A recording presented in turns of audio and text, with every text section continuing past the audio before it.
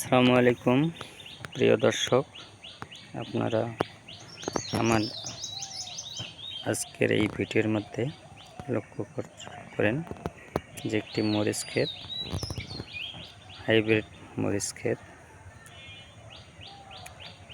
মরিচের গোড়ায় কিভাবে মাটি দিয়ে বেঁধে দেওয়া হয়েছে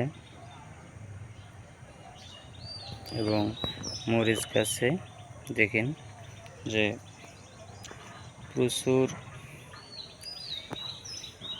প্রচুর মরিচের সমারোহ দেখা যাচ্ছে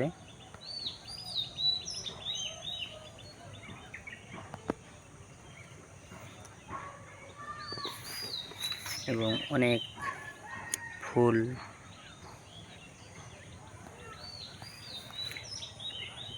আসছে এবং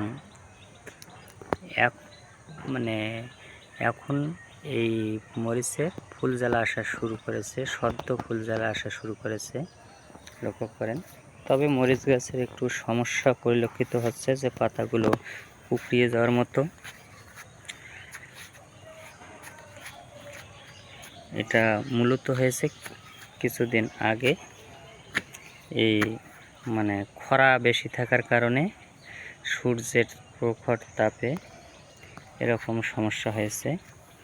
এখন বৃষ্টিপাতের কারণে আবার মরিচের ক্ষেত অনেকটা ভালো হয়ে যাচ্ছে।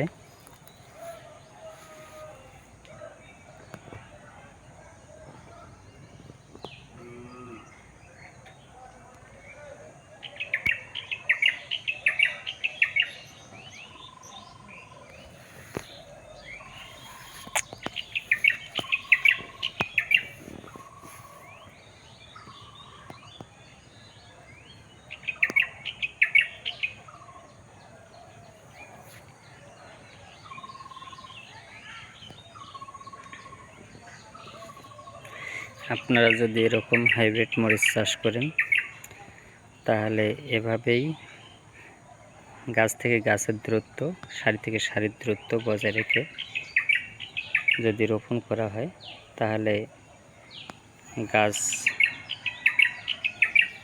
সুস্থ সবল থাকবে এবং অধিক ফলন আশা করা যায়। আবার এই মরিচ ক্ষেত্রে যদি আপনার মালচিংয়ের ব্যবস্থা করা যেত তাহলে আগাছার প্রকোপ কম হতো এবং আরও শ্রমিক খরচ কম লাগতো এবং ভালো উৎপাদন পাওয়া যাইত।